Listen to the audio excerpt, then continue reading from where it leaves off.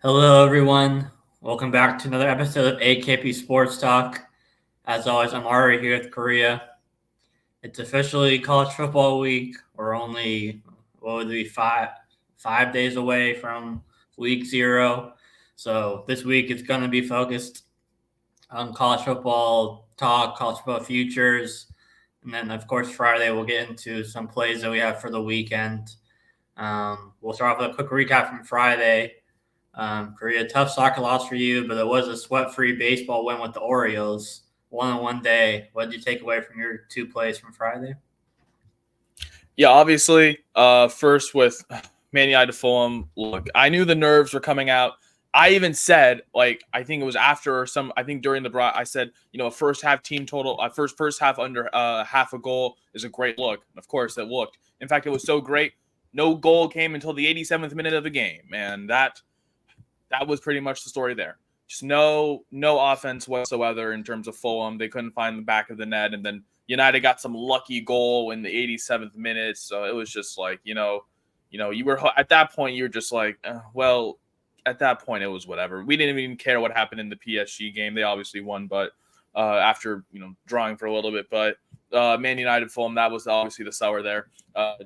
Both teams didn't score. I thought, at least we were getting maybe a 2-1 game, but we got a 1-0 game. So that was, of course, that's how the Premier League starts. And then Orioles team total. Look, that was a sweat-free winner. They're obviously, kind of, ending the baseball season, in terms of betting, as Ari and I said, we're going to be focusing more on college football now as we, get ready for, the big week ahead of us. Obviously, you mentioned, week 0 kicks off, 9 a.m. Pacific time with Florida State and Georgia Tech all the way in Dublin on Saturday. So, we're just getting ready for that. But just at least I got one winner. Thank you to the Orioles. Their bats showed up. It took a little bit, but obviously that was pretty sweat free as their bats showed up throughout that game, and that's what I was hoping on. Their bats to show up. I wasn't really hoping on a side, even though they're. I believe Corbin Burns was starting that game. He did his job, but I knew the Red Sox were not going to make it easy. But that was we were just more backing. The Orioles just to score, and they did. I think they got 5 total. So that was pretty much the sweat-free winner there. So 1-on-1 day to end the week, obviously going into the weekend, and kind of at least putting an end to baseball for now as we focus more on college football. Finally, as Ari said, getting ready for the big games on this weekend. But obviously now we still have some futures to give out here as we get ready. But I know, Ari, you had some couple plays on Saturday with the Bills and Steelers first half and then the Chiefs. How'd you do yesterday? How'd you do on this weekend? Yeah, I was going to say, actually, Burns got crushed on Friday, so that was a good call by you because the Orioles lost that game 12-10. So, obviously that was a much better look, obviously, than their ML or which I think was super juiced also because of Burns obviously on the mound. So, good call of you on that. One-on-one day for me. We'll start off with the L.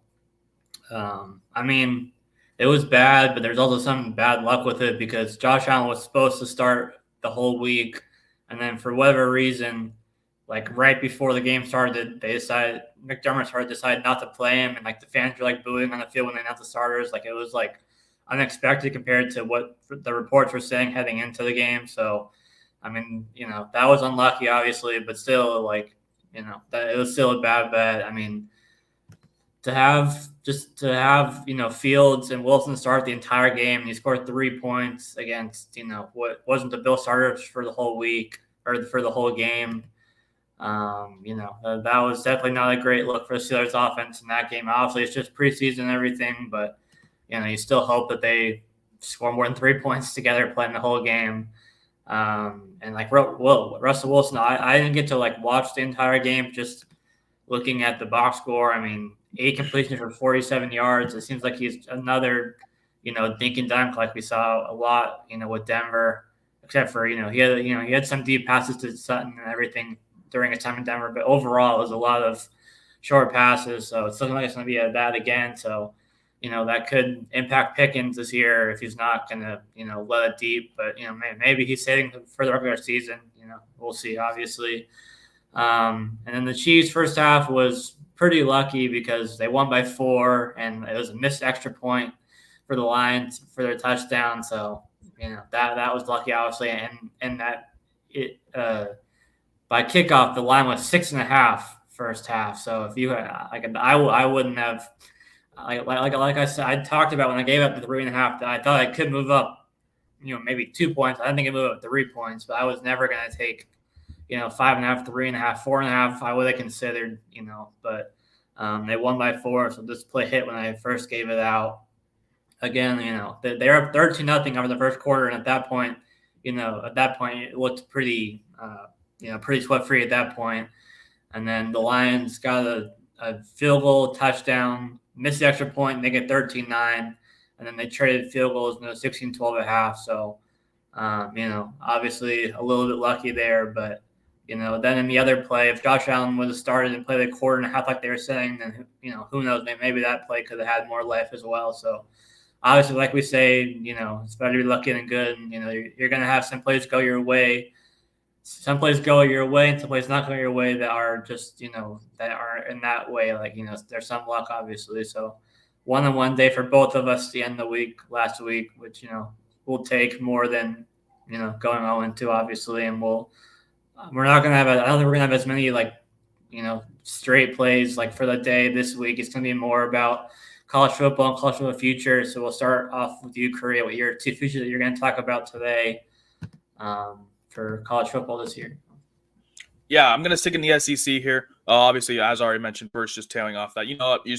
With those 2 plays, just got to take it lightly. It's preseason, so just got to take it, with a grain of salt. Even though it was a close call in that first half for the Chiefs, it was still a great winner there. Obviously, you mentioned I think the day after you mentioned that line went up to already to 4.5 in the span of a day as soon as you gave it out. So just going to show, it's preseason, and sometimes these lines are a little finicky. Sometimes you're like, oh, you'll see a 6.5 first half line and the Chiefs only won by 4. So maybe Vegas is still adjusting as well. So sometimes you got to take it as you will. But, obviously, we're going to just focus more on college football, as I already mentioned, big college football return week as week 0 kicks off on Saturday. But here are my 2 plays. First in the SEC, as already mentioned, throughout the week, I'm going to be giving out a couple plays each day for futures that I have targeted and have already played. So these are the prices that I got them at.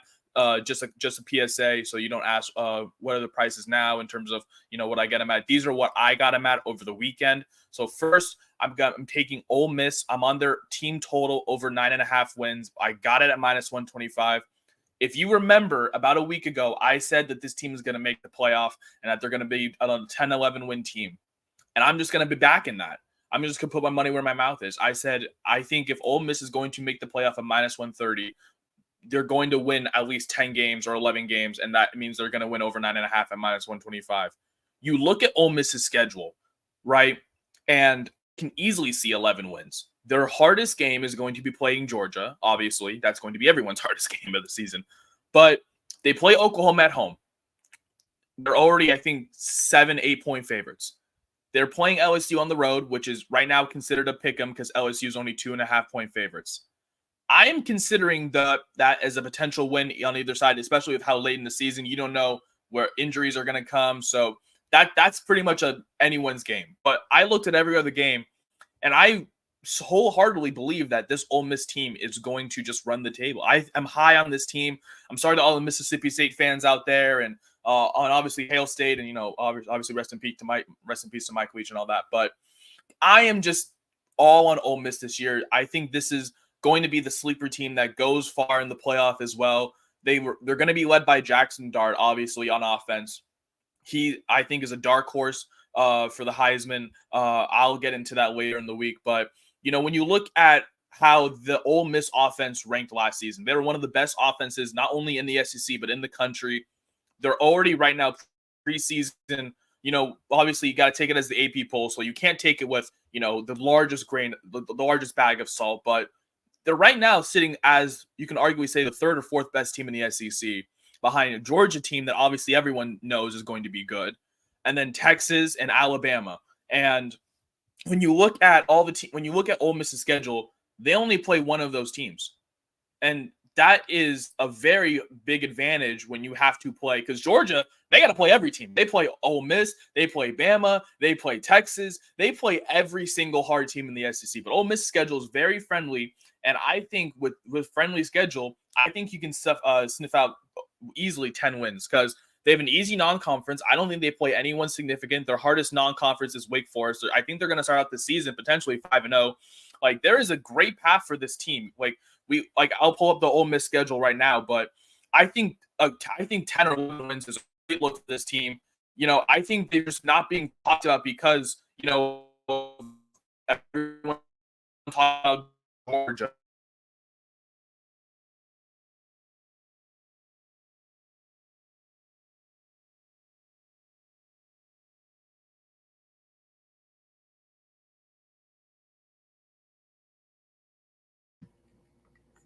Looks like we may have lost Korea for a second, unless it's on my end. Yes. Can you see me now? Yeah, you're good. You're good. Okay. I don't know what's going on with my Wi-Fi, but we're keeping trying here. When you look at Ole Miss's non-conference, right? They have Furman, Middle Tennessee State, and Wake Forest. Okay. Then Georgia Southern. Okay. And then they play Kentucky. Okay, that's 5-0. So you see 5 wins right there. Then they got to go play South Carolina on the road. That's 6 wins. Then, obviously, their first game that's really a toss-up is LSU. And that's pretty much, I say, their first true test of the season.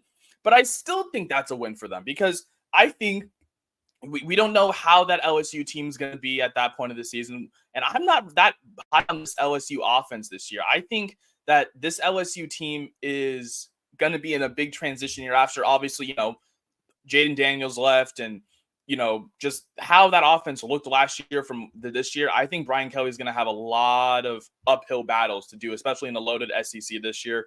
And then they got to go play Oklahoma. And I think if you got to go play Oklahoma, first of all, at home, excuse me, I think that's a great look. Obviously, they're playing Oklahoma at home, so they don't have to go to Norman. That's a big advantage. They're already 7-point favorites.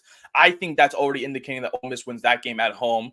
Then they play Arkansas, who not a lot of people are high on. And then obviously Georgia, which I think is a loss there. So that's their one true loss that I can see right now in the season is probably Georgia at home.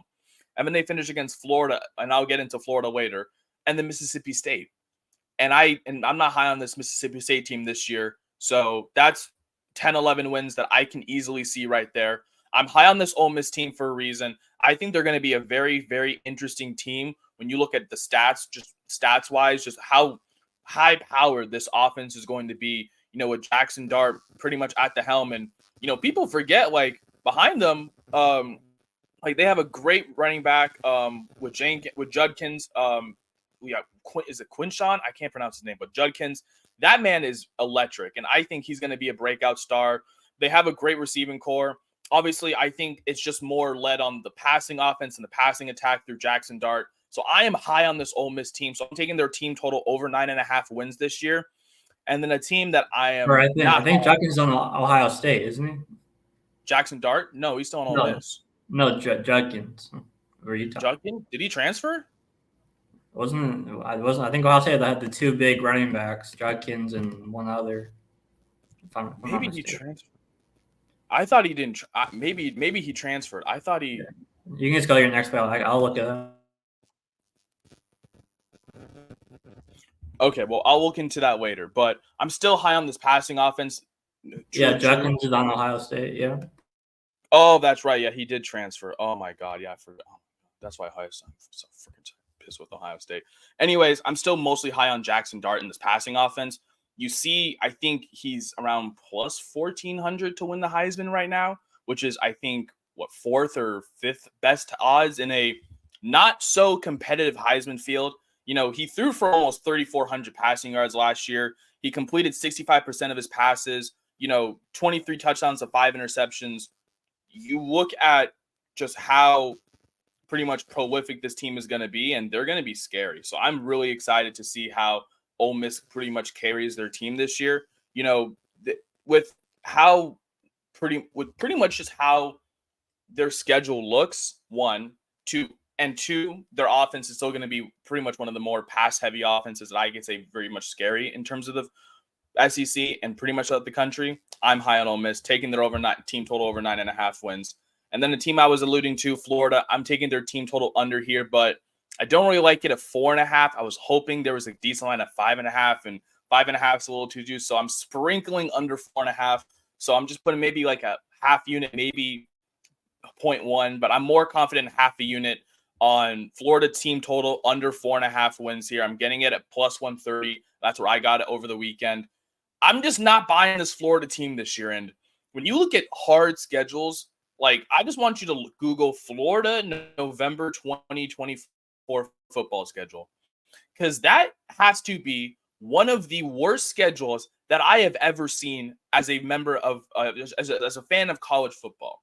This is the hardest schedule I've seen. They got to play Georgia, right? And that's already in November, and that's in Jacksonville. That's a Jacksonville game, right? So they play Georgia then. You know who they play after? They play Texas. They don't get a break. They say, "Oh no, we'll give you Texas after that." But after that, they get LSU. Oh no. Oh Jesus. Oh my God. They get another top 25 team. Oh, but wait, it gets even better. You know who they play after that? Ole Miss. Oh no. Oh no. And to put the cherry on top, you know who they play in the final game of the season? Florida State. Another top 10 team. Oh my goodness. Florida. Oh no, it's not going to be good for you. Look, they're going to start out well because they have a easier September, October. It's going to be great in Gainesville in September, October. They're going to be having fun, throwing parties, talking about how they're going to go to the playoff. And then as soon as the Georgia game hits, they're going to go from 4-3 to 4-8. And I can see it happening right in front of my eyes. I don't see them winning any of those games. They're going to be exhausted by that LSU game because they have to play not only Georgia, but they have to play Texas in back-to-back weeks with no bye, of course. And then they got to play LSU with no bye. And then Ole Miss and then Florida State, who obviously are both going to be contending and wanting to try for the college football playoff. And obviously LSU, who right now is seen as a border team. So you have those 5 teams at the end of the season. To start out the season, Florida, their non-conference is also not easy. They host to Miami to start the season, which honestly right now is a toss-up, but I do like Miami. I'm high on Miami this year. And then they play Samford. If they don't beat Samford, I mean, it would help with that. But yeah, if they don't beat Samford, then Florida's going to have problems. But then they got to play A&M. And are you going to sit here and say that Florida's going to beat Texas A&M in week 3? I don't know. I don't know about all that, buddy. I don't know about that. So they're going to start out 1-2, right? So that's already helping us with the team total under here because I'm already not high on Florida, right? So they're already 1-2. Then they go to Mississippi State. That should be a win. Then for some reason, they're hosting UCF, which I think is a very weird game. I do kind of lean UCF in that game, but just because of home field advantage, I'm going to go with Florida. So that's obviously 4 wins right there. Going to Tennessee, you're not winning. I'm telling you right now, Florida, you're not winning. So I'll give you 3-3 right now. Kentucky, the Kentucky game. You know what? I'll say you'll win because it's a home game. 4-3. They get a bye. They get their bye. They get the rest. Georgia, Texas, LSU, Ole Miss, and Florida State. Back to back. They're going to go from 4-3 to 4-8. And that's why I'm not so confident on that game against Kentucky and UCF. So that's why I'm sprinkling, because I liked it at 5.5, but 5.5 I think is already at minus 190. So I'm just going to sprinkle the under 4.5 where it is right now. I don't think Florida has a great year. I think they struggle with just how loaded their schedule is in the back half. They still have to play some good top 25 teams, throughout to start out their and some good, just power 4 teams. When you talk about UCF, Kentucky, 2 teams that have always been, pretty good in terms of their football programs. I just am not really high on this Florida team. I think with their loaded schedule in the back half, I think they're just going to get absolutely beat down throughout November, and they're going to drop from 4-3 to 4-8. So that's why I'm sprinkling this team total under here at plus 130. I think it's a good look, in terms of the value. I just think Florida's back half schedule, I think it's going to be a rough day for, Graham Mertz. And I've already, if you look at the odds right now in terms of, I don't know where they were, but I saw it on Twitter. It was odds for coaches to be fired first. And leading that list, Ari, of course, Billy Napier out of Florida, 4-1 right now. So if odds are saying that Florida is going to have a tough year with, if their head coach obviously leading the odds in terms of being fired first. I think Florida's schedule is obviously rough. I think they're trying to get back to those 2008 glory days, but it was just how much talent's around them. I just don't think they're going to do well at all this year. So I'm sorry to all of the Florida fans, all of my Gator fans out there. It's not going to be a pretty year for you in Gainesville. I'm taking your team total under 4.5 here as a sprinkle. I'm more confident on the 5.5 if you want to do that there, but it's already climbing up to I think minus 200, and I don't want to touch that as a season long entry. It's just already there, so I like the value here at under 4.5 as a sprinkle at plus 130. So those are my two futures I'm giving out today. I'm gonna have two more tomorrow, but Ari, I know you got something to give out today. What have you cooked up, obviously, with the season starting in about 5 days? Yep, I have one season total and then one sprinkle on an award. We'll start off with the season win total going to Seattle. Hey, I was going to give that one yesterday. But before I say anything, I actually was going to give this one out, but I'll let you explain this one. Yeah, I mean, obviously you can still give it out, as well, but nope. All right, I'm just going to let you have the floor, my man. Obviously, this is a team that had a magical year last year, going all the way to the national championship. But they lost a heck of a lot from that team. Obviously, a new coaching change, as we're all very well aware of. And it's also kind of funny that you talk about the Florida coach potentially being fired because of Fish's, quote unquote dream job being Florida and all that. Although, if Washington goes under the win total, I guess I don't know if Florida's going to want to hire said coach. But it's a story for another day, obviously. But yeah, I mean, this is a team that lost, almost every starter. I mean, I don't think it's literally every starter, but almost every starter from that team last year. So essentially, last year's team is, and how far they went is, all but irrelevant to this team. And obviously the win total, the line says it for a reason. Like if they were expected to be as nearly as good, the line total, the total wouldn't be competing for a bowl game essentially, at 6 wins. So obviously under 6.5 means that they lose 6 games. Just looking at their schedule, I talked about when I mentioned Rutgers, I think Rutgers wins that game. I mean, it's a short week flying across the country.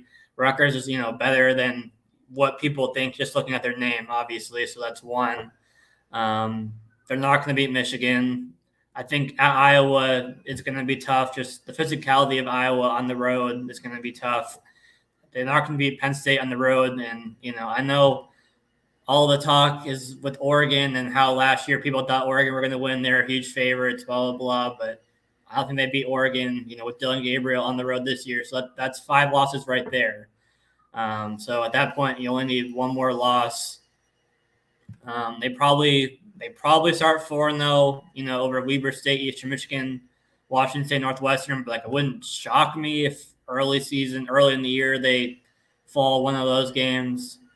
I think at Indiana, USC, they should be UCLA, but Indiana on the road, again, travel could be tough. So, I mean, I think this is a 5 to 6 win team this year. Do you hear the leaf blower in the back or? Oh, just making sure. So just making sure. It's faint, but you're still good. You're still good. Okay, yeah. So like I said, I think this is a 5 to 6 win team that's essentially competing to win or competing to reach a bowl game this year. Like I said, I think Rutgers, Michigan, Iowa, Penn State, Oregon, they're all losses. So that's 5 right there. So you just need one more loss out of the rest of the schedule to, for under 6.5 wins to hit. And, I think they're not going to win every other game other than those 5. Just, new team, new everything, essentially. I think the big question will be the offensive line and how they look, because last year Michael Penix had a clean pocket pretty much every time he stepped back. And, I think you have, I want to say it's 3 or 4 new players on the starting offensive line. So So yeah, I mean, there's that, and then they have some returning players defensively. Obviously, um, you have Will Rogers under center, who I think will be, he'll be like a game manager. Like he was not going to like make any huge mistakes. He's not going to like win you a ton of like big games. I don't think. They should have a good run game with John Coleman, but that's if the offensive line is, good enough to create holes and all that, obviously, as well. So there's just a lot of question marks with this team this year, from last year to this year. And again, like the line is there for a reason. Like if they were expected to be nearly as good as they were last year, the line would be at least 8.5, 9.5, or at least that. So yeah, I like this look at near even money for Washington to be a 5-6-1 team this year. And then going on to my sprinkle for the award. And, I don't know how there's this big of a difference between Luther Burden and McMillan. I mean, Burden is plus 300, and McMillan is the second favorite plus 900. Like, I don't see how there's they're the clear top tier receiver in the country this year, but I don't see how there's a 600, however you want to label it, a 600-cent difference or, whatever between the two. I mean, just looking at last year, they both played the same amount of games, obviously. And McMillan had, I think it was like 200 more receiving yards, and that was with Jacob Cowing having, his huge role. Now with Cowing, in the NFL, I think McMillan should have an even bigger role. If that's even possible, obviously. I mean, he had a huge season last year, but I think he should. There's even more targets and a lot of targets and yards and all that opened up, and people say, that he's going to have more attention, double team, but I mean, even last year he was through double teams, he was coming down with big games and big catches. So, I mean, the more coverage is not a concern for me when you factor in more targets and everything. I mean, Noah Fidus talked about how he's looked way more explosive even than last year. He suffered an ankle injury at the end of spring camp, but now he's pretty much back to being a full go for the most part, and he's looks just as good, if not better. So, I mean, this is more really just a value play. Like, there's no world where Burden should be 600 cents more favored than McMillan for this award. I mean, the third favorite is a tie between Evan Stewart of Oregon and then Egbuka of Ohio State, and they're at plus 1,000. Like, McMillan should be closer to Burden than those two. Respectfully, obviously, for this award. So. This is, obviously it's a sprinkle. It's plus 900. So obviously anything that anywhere near that price is a sprinkle. But I mean, again, McMillan, had a bigger year than Luther Burden last year, and he could have an even bigger year this year with a bigger role with Jacob Cowing not on the offense anymore. So this is again just a value play that McMillan should be much closer to plus 300 and plus 1,000, in relative to the other receivers who are, around him in this award. And obviously I'm banking on Arizona to have a big year. And if they're going to have a big year, it's going to be, because Fafita and McMillan do their thing again as well. So those are my two futures for today for right now. UW under 6.5 wins. I think they're going to be in that 5 to 6 range. So it's going to be, maybe a little bit sweaty potentially, but I mean, if they lose the 5 that I think they're going to lose, I'm listed Rutgers, Iowa, Oregon, Penn State, Michigan. Then I don't think they're going to go undefeated in every other game. They're going to stumble somewhere else. And, I could easily see them going 5-7. Maybe they sneak into a bowl game at 6-6 potentially, but it's definitely going to be an interesting year for UW because I see a lot of them think that they're going to, win 8-9 games this year, just based off the history of the team in the recent years and, all of that. But, I have a tough time seeing that in the transition year, new conference. Obviously, Big Ten teams, they play different football. They play even if a team like Iowa doesn't score a lot, they're gonna make things tough as crap. For the UW offense.